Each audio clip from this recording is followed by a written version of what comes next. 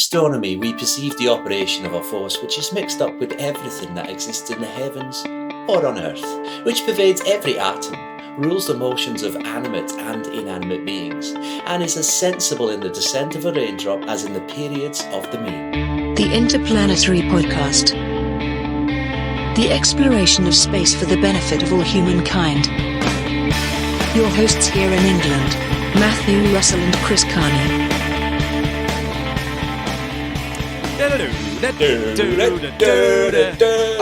Oh yeah, baby! Mary Somerville. Oh, what a lassie! Oh wow! Yeah, do you know what? I didn't know much about Mary Somerville, but I noticed that she passed away on the 29th of November, 1872, at the age of 91, whilst in Naples.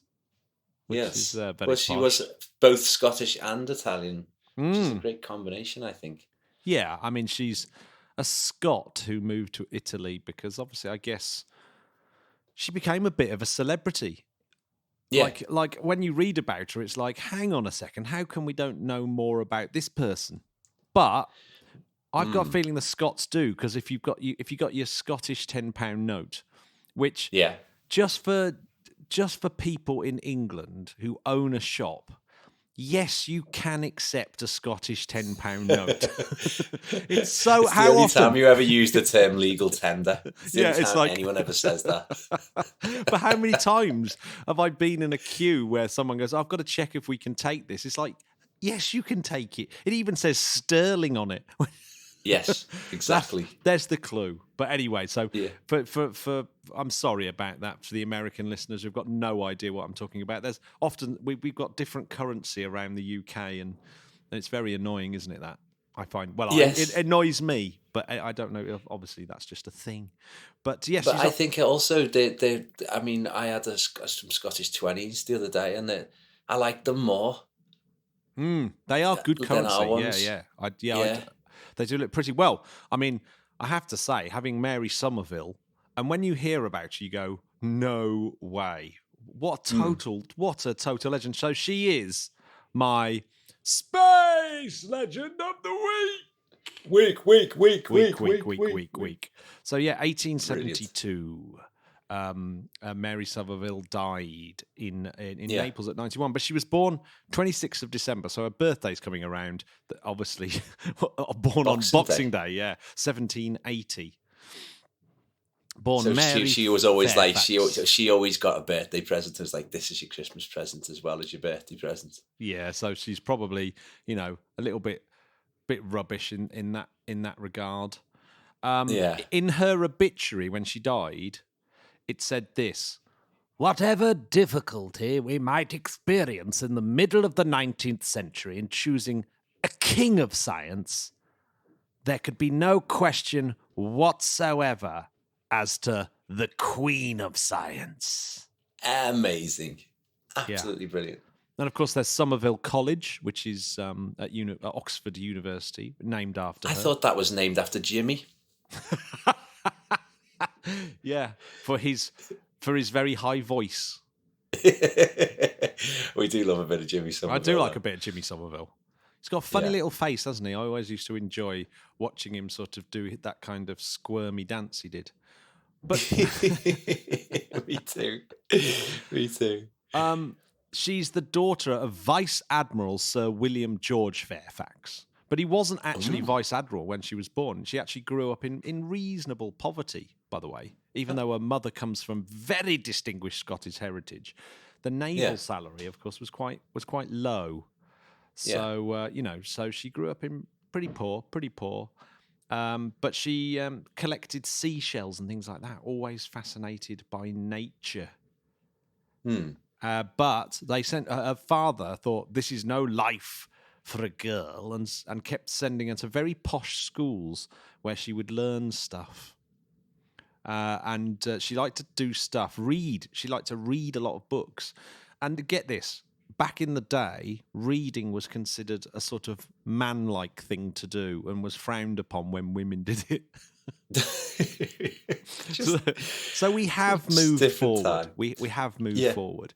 But she had an uncle that used to reassure her. He sort of said, "Look, ancient women of classical times, they were great scholars. You know, there's nothing to stop you from being, you know, a great scholar. You know, women used to do it. It's just because they don't do it these days doesn't mean they didn't used to do it."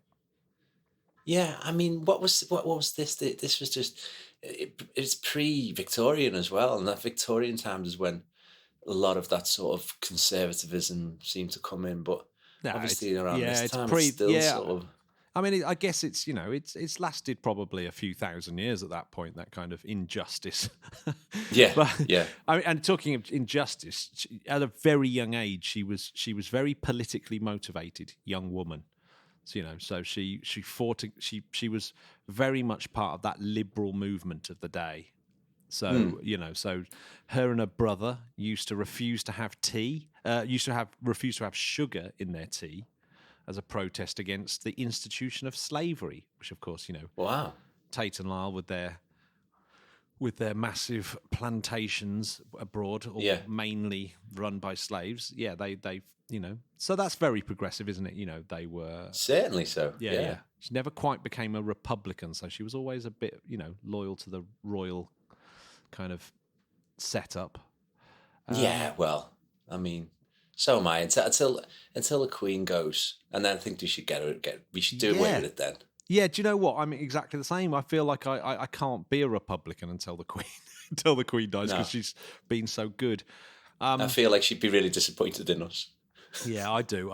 But I don't know how I'd feel about Prince Charles. I'm sorry, any listeners who are Prince Charles fans. I'm not quite sure I want him to be my king. Do you know what I mean? I think it'd be so ironic as well, though, if they went, you know, London Bridge happens, and you know, Charlie's rubbing his hands together, and we go, we're doing away with this now, mate. But they've waited so long. Yeah, sorry to any royalists, but yeah. You know, I try not to be political, but I just couldn't help myself. She learned to dance. She played piano. She learned Greek. She learned social etiquette. She's one of these people that, you know, devouring, a bit like Matthias Maurer. You know, one of these lifelong learners who just does everything. A polymath, absolute polymath, and. She would get up early in the morning to play piano, then she would paint during the day, and then she would study Euclid and algebra in the evenings. And with her first husband, Samuel Grieg, she learnt French, and he was the commissioner of the Russian Navy. But he possessed in full the prejudice against learned women, which was common at the time. So he wasn't very progressive himself. But he died, and she inherited a bunch of money that allowed her to pursue her intellectual studies.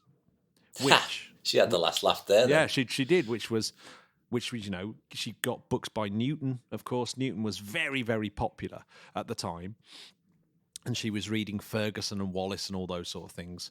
And she used to apply herself to these mathematical problems that appeared in journals. And she would sign it off as someone called a lady, which I thought, yeah. So that was her name on these things. That's great. And because she was able to speak French, she could get into the work of Laplace. And she started applying that to sort of all that stuff about gravity post-Newton. And so she was right on it with Poisson and Lagrange as well. Yeah. And I think this is really interesting. She pointed out that this massive reverence for Isaac Newton was holding back British science. And you know, because we were kind of obsessed with that Newton was, oh my God, Newton was the best, and his calculus was the best. And everyone was just saying, obviously, this is the way to do it. But she sort of looked at that and said, look, in Europe, they're starting to edge ahead of us because they're looking at work by Lecroix and people like this who were, you know, making calculus better. But we were too obsessed with Newton. But luckily, Babbage and Herschel went on to sort of translate the works of Lecroix and actually bring it back into the fold, which actually did spur that renaissance of British science again in that little dip after Newton. So you would have, well, in fact, I'll tell you what, part of that is again Somerville. She moved to Chelsea and taught Ada Lovelace. Now, anyone who doesn't know who Ada Lovelace is, she is regarded as, the start of the computer, the first person to really talk about computer programming. Absolutely. So she and obviously, Mary was helping her, teaching her how to do maths. You remained close friends while Ada Lovelace and Babbage were inventing the computer, and all the time she was hanging out with people like Turner. Yeah, so cool, isn't it? I mean, imagine being around at that time with all these absolutely amazing people.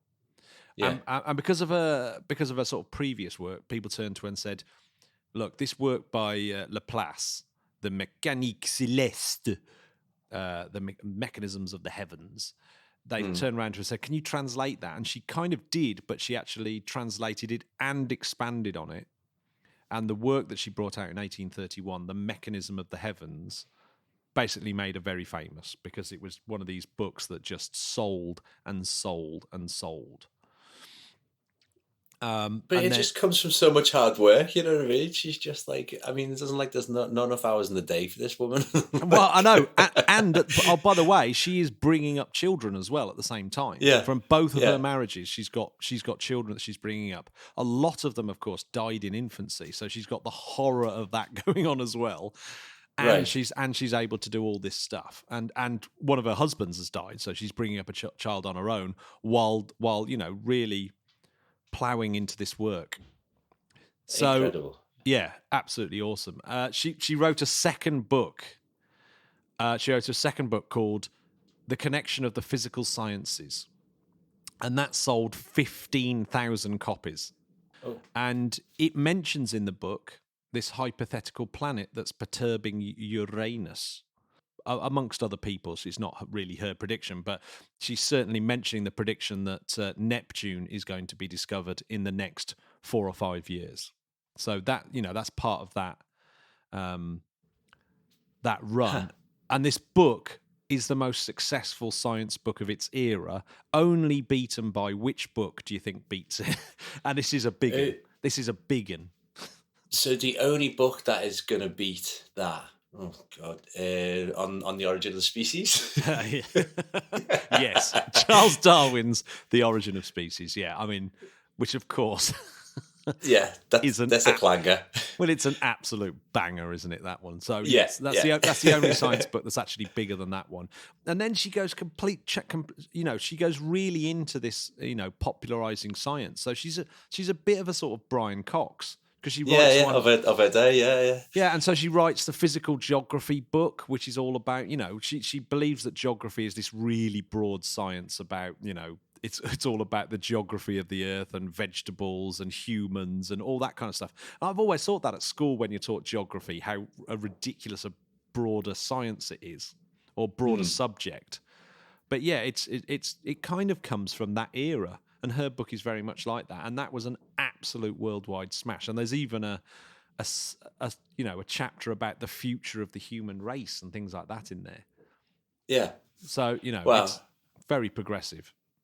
Yeah. So to be that sort of mixture of quite complex science and maths, but also being a great communicator as well is a rarity. Oh yeah. Absolutely.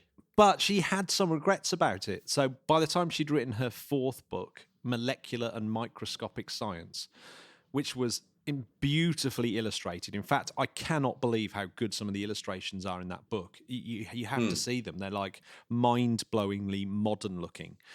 Right. But yeah, apparently cost the publisher an absolute fortune. But she kind of regretted that she'd devoted too much of her time to popularizing science instead of concentrating on maths. And and she thought to herself, if she devoted more time to maths at the time, she might have written something more useful as this new era had begun in science. So she feels like she's part of this historical renaissance of scientific knowledge. But she feels maybe she could have played a bigger part. But to be honest, I mean, like, she's... Come on. Yeah, come on. I was like, talk about an overachiever. And yeah. yeah, 4 years before she died in 1868, she was the first person to sign John Stuart Mill's petition for female suffrage as well. So she's absolutely progressive as hell. Yeah, that is one hell of a space legend of the week, I must say. Yeah, it's one of my favourite space legends of the week because Yeah. that is clearly someone that's just loved every single second of their life and has made this enormous contribution as a result. Yeah. So that's it. Yeah. What a woman. Mary Somerville. Mary We Somerville. salute Space you. legend of the week. Big time. Right. We should probably go into a little bit of space news. Space news! Bit of space news. So, talking of women, there was the first Chinese woman spacewalk recently. Cool. Well, at the beginning of the month. Yeah. Wang Yeping became the first Chinese woman to walk in space after a 6-hour stint out in space with her mission commander, Zhai Jingfang, I believe. Zhai Jifang, on the Shenzhou 13 mission to the Tiangong space station, which of course means Heavenly Palace, as we've mentioned quite a lot of times. Amazing. How ace the Chinese names are for their space. They're the stuff. best. They're the best. yeah. Now this is interesting because there was clues it was about to happen because they sent a third spacesuit up to the space station. It's like, that's a bit of an odd thing to do because, as you know, spacesuits are insanely expensive, and they're a little bit bespoke, and there's not many of them. I mean, like, I can't believe that silly fact that since the 70s there's only been 12 spacesuits built, and they're sort of all knocking about, and they're kind of, the amount of times they get used and used and used and used again since they've been made. The Chinese built sent up this third spacesuit, and everyone went, I bet that means that Wang Yeping, who's also China's second woman in space, is going to do a spacewalk.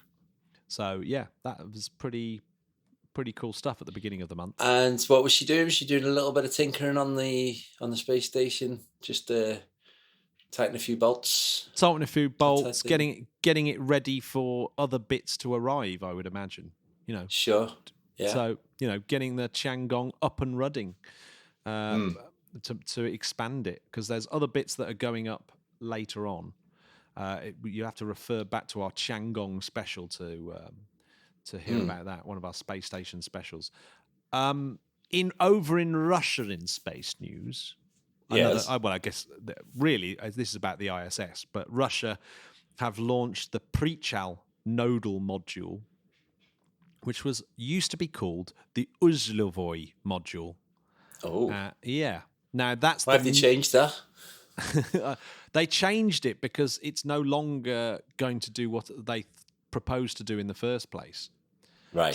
So it was going to be this OPSEC, Orbital Piloted Assembly and Experimental Complex.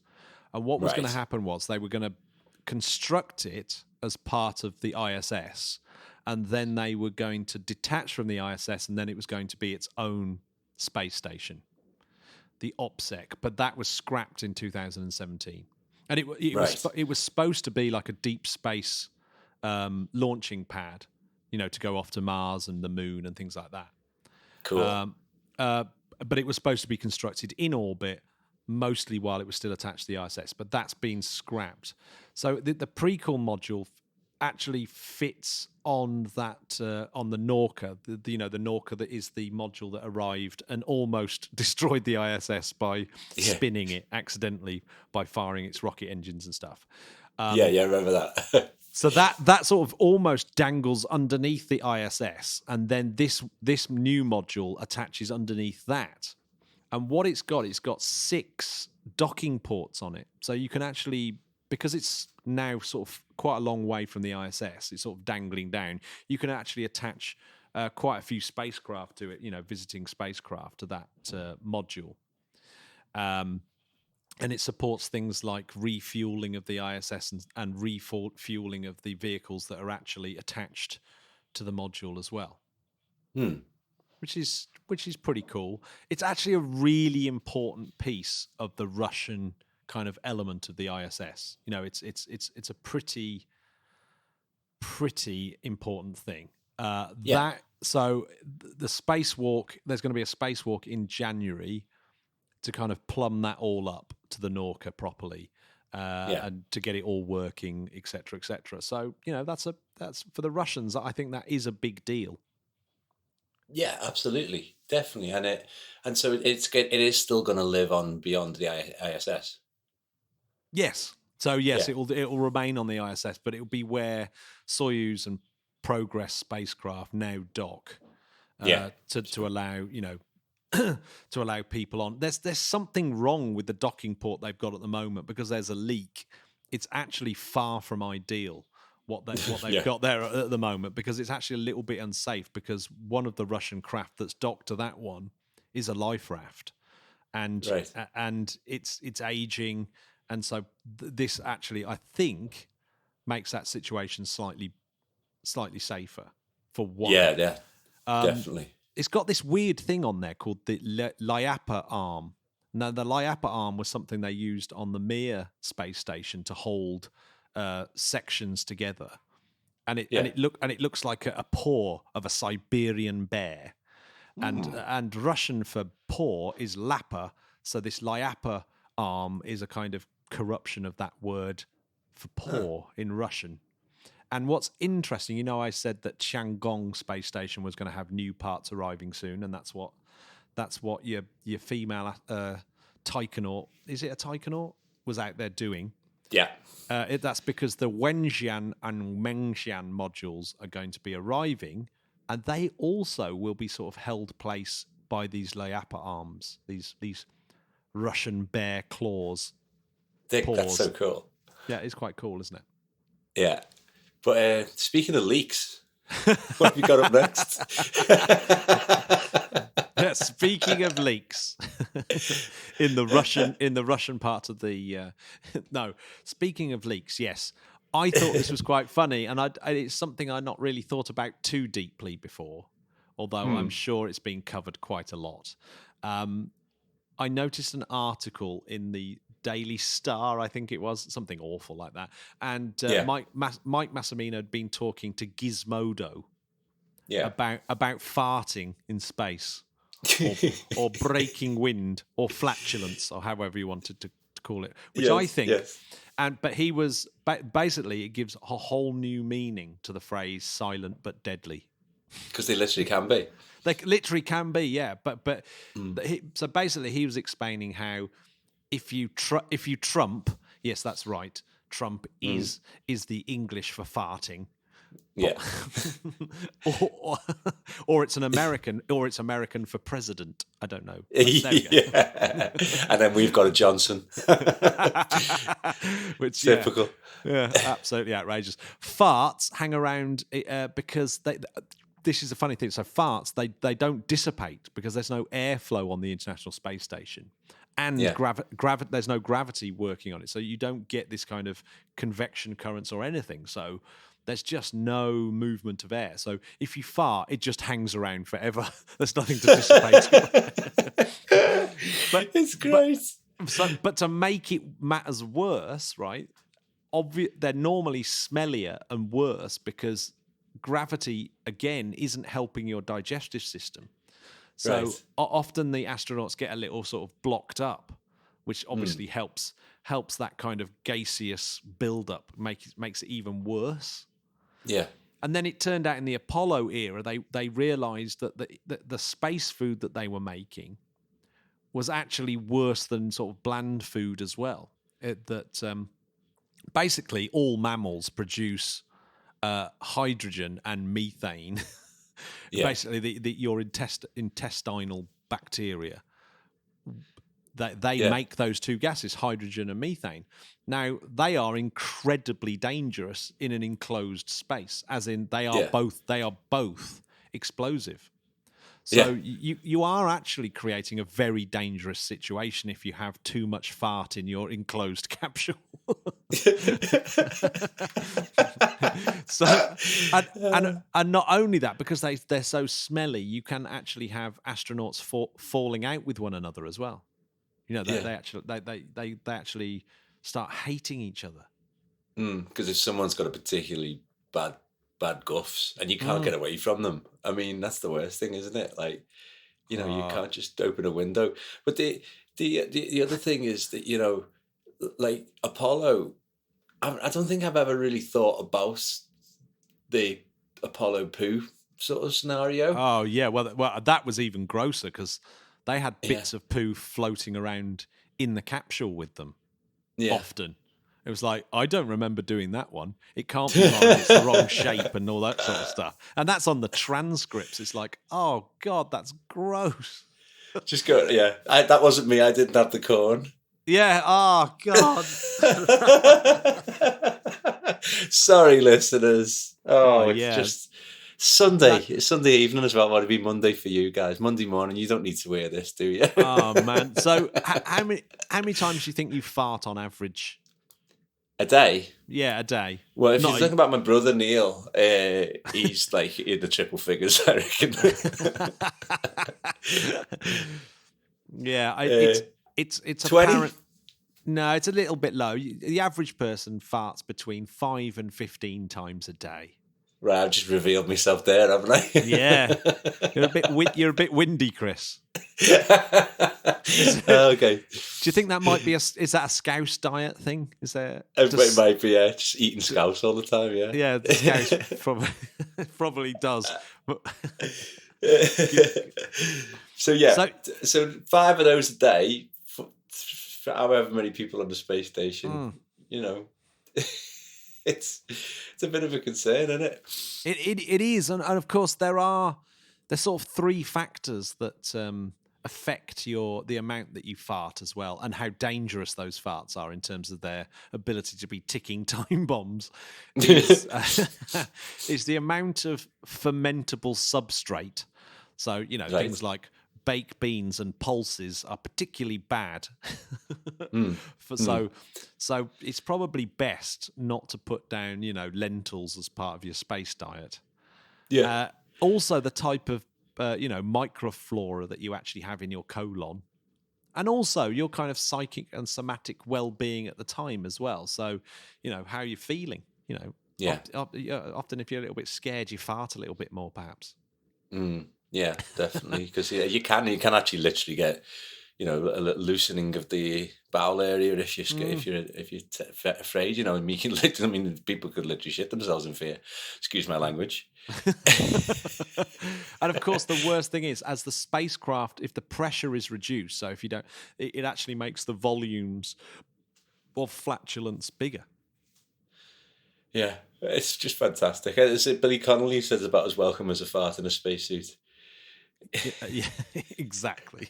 It's about as welcome as a fart on an enclosed capsule in space. Yeah, terrible. Yeah. And then you just put here that you cannot use farts to propel yourself during a spacewalk. Yeah, because it just goes into your suit. I mean, it'd be good if there was like a sort of one-way valve so that you could literally propel yourself around, and that'd be how you could. It's like go outside and have a little spacewalk. Yeah, just get rid of it. So yeah, and the main thing is, if you feel one brewing, the astronauts go to the space loo where they've got a bit more ventilation. And so that's where they go. They go to fart in the space loo. So you might not even be going for number 2, just to get rid of a bit of wind. That's the just being you're not just being courteous here. You could be saving a life. Why did the ISS blow up? It's because Tim Peake had been having too many lentils. Oh, that was great. That's one of my favourite space news bits ever. That. Oh yes. So here's something really interesting, and we're going to quickly talk about Hubble before we get on to James Webb. But get this. NASA decided to introduce this double-blind review system to reduce the bias of people choosing proposals for time on the Hubble telescope. So if you think about it, the Hubble telescope obviously is this limited resource. There's only one of them. So you have to apply to use it to make observations. So obviously when it is making an observation, you better have a good reason for why you're observing. It's got to be maximizing the science for this absolutely astronomically expensive piece of equipment. So you apply, and hopefully you get a bit of time on the Hubble. Now, what NASA did, they realized that people may have been chosen for the wrong reasons, so they were hoping that it would reduce bias against gender and things like that, but also against things like scientists who worked for smaller research institutions. Yeah. But what it's actually done as well, this double-blind system of not knowing who's applying for the research, is that lots of way more first-time observers are being given time on the Hubble Space Telescope. So you've got a lot more, which you've got a lot of younger people who've never used it before, getting to use it because they've got these really interesting ideas. So I thought that was really, really interesting. So that is fab. I really, really like that. I mean, especially because it's also helping the equal opportunity side of things. But yeah, just getting younger people a voice is fantastic. Great idea. So 15% in 2018 were proposals from applicants who'd never been hadn't done observations before, and that rose to 32% in 2021. So like a third of those proposals were coming from people who'd never used it before. So 10% were graduate students in 2020, which is pretty amazing. Yeah, absolutely. Love it. And all the agency's space telescopes have followed suit and have this double-blind review system to choosing who gets time on the telescope, which I thought was very très intéressant. Now, I think so too. Now, did you see also that Hubble's replacement was delayed? So, so yes, James Webb. Luckily, it's not bad. So, in the room in French Guiana at the European Kourou spaceport, that's where Webb is at the moment, and they were putting it on the Ariane rocket adapter. Yeah. When a clamp or something basically sprung open. Oh no! Yeah, and it sent a vibration through the space telescope, through the James Webb Space Telescope. Now, this thing's obviously designed to cope with an Ariane 5 launch. In other words, being shaken around incredibly a lot. Yeah, fair enough. Yeah. One of the things it had to do to pass its test, which it actually failed first time round, was to be put on a vibration and vibrated at high frequency for absolutely ages. And it failed that test, and they made it stronger, and it's passed that test. So it is very good at surviving vibrations. But NASA didn't want to take any risks, unsurprisingly. I think Thomas Zaburchin, who's like the director of science at NASA, he said, when you work on a $10 billion telescope, conservatism is the order of the day. Yes. So they're being very, very cautious, and they've gone tested everything. A lot of the sensors that would have been able to test it have been taken off before launch, but so they had to retest a few things. But they've tested it, and it's pushed the launch back 4 days. So it's that's not bad at all. No. So it's no longer the 18th of December. It is now Wednesday, December the 22nd, is now the earliest it will launch. But that is an absolute humdinger to end the year on, isn't it? The launch of the James Webb Space Telescope. Unreal. It's been so long coming. I'm so excited about it. And, I just thought when I was reading, I was like, oh, God, what's happened? It's like someone's walked past it and nudged it or something and going, oh, sorry, we'll have to start again. Oh, yeah. But I mean, I should imagine there must have been a few kind of, oh, my God, did you hear that? Did you hear that? Yeah, I heard that. I saw the whole thing move. What are we going to do? Yeah. Well, we probably better tell someone. Yeah, remember that first Hubble launch? Yeah, okay. Yeah, let's try and avoid that. I mean, it just gets more and more stressful, doesn't it? Now, interestingly, I didn't realise that there was the Ixpe telescope launching soon as well. 9th of December, This is. NASA and the Italian Space Agency have this X-ray polarimetry explorer. Cool. The Ixpe, which is designed to measure the polarization of cosmic X-rays. It looks very cool. This telescope that is launching. That's launching as well in December. So that's very cool. I might have to do a special on that. Do a deep dive into it because it looks a very, very cool telescope that's obviously having a little bit of its thunder stolen by its very, very, very, very, very big brother. The James Webb. James Webb, of course, but I can't wait to see that up there. That's going to be fab. We've also seen this week the launch of the DART mission, the Double Asteroid Redirection Test. So that's spacecraft's going to Didymus, and is going to and it's going to basically see if it can impact its small asteroid satellite Dimorphos, right? And see if it can redirect it. See what happens. So is this to not to redirect the asteroid? Hang on, what? Yeah, what? What's it doing?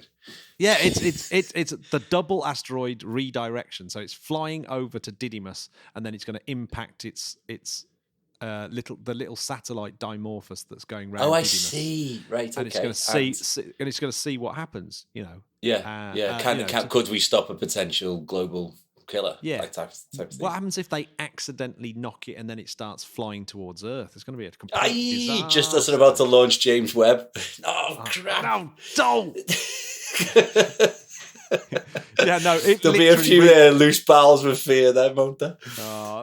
What I'm dreading is that a Starlink satellite or something like that is going to crash into James Webb just as it's going through low Earth orbit. Yeah. I mean, we had all up on everyone was in their emergency pods a couple of weeks ago, weren't they? The Russians blowing something up. Oh God, yeah. There's a lot of debris up there. I believe the Russians have sent up some, or are sending up a military satellite that's going to be looking at space debris. Yeah. Chinese have got this week Ceres 1, which is a small private 3-stage solid rocket, a bit like I get the Ariane Vega rocket. It's a bit similar to that, except it's a private Chinese thing. They've already flown once successfully, making them the second private company to do so, which is pretty cool. But they're delivering a little Earth shuttle. So it's a little satellite that does some experiments in space and then comes back down. That's a cute little launch. Nice. You've got Soyuz launching a couple of Galileo satellites. The good old system that the UK have managed to lock ourselves out of thanks to Brexit. Yeah. and we've also got Virgin Orbit launching a Launcher 1 that's carrying a British satellite, SteamSat 2. Yep. Which is obviously, runs on steam. It's using our heritage of railways. Thought we'd stop taking coal out the ground. Yeah, so that should be exciting as well. Watching a Virgin Orbit launch on the 2nd of December as well. So smashing stuff. There's quite a lot of stuff going on, isn't there? But it's busy. There we busy go. Times up there. Busy times. Busy times. Well, we had a good excuse to talk about Mary Somerville. Long overdue, I think. So, absolutely. Chris, what are you doing? Anything special this week? I'm going to go to Norway. I'm going to go and see my wife. Yes. I'm going to go visit my wife in the other country that she currently lives in. Yeah. Yeah. How about you? I shall be doing I'm doing lots of shows this week. I've got little graduation events. I've got Winter Live, which is my college's big show. So I'm very busy indeed. But it should be lots of fun. We'll take some time out to look up at the stars and just, yeah. Do you know what? enjoy your time. The stars have been really, really good, and of course, Jupiter's still up there to have a good old peek at as well. So get your telescope out and impress your friends with showing them Jupiter, because there's nothing quite like it. And Saturn's up there as well, not quite as bright as Jupiter at the moment, but yeah, just get out there. Get out there. Yeah, I remember you showed me in your garden in Surbiton, and we locked onto Jupiter, and that was absolutely wonderful to see. Yeah, a few years ago now, that. Yeah, it is a few years ago, isn't it? Well, that's it. Shall we let the Spodcats go? Yeah, let them go. Let them go. Let my people go. Bye, Spodcats. Bye, Spodcats. Bye, Spodcats. Bye, Spodcats.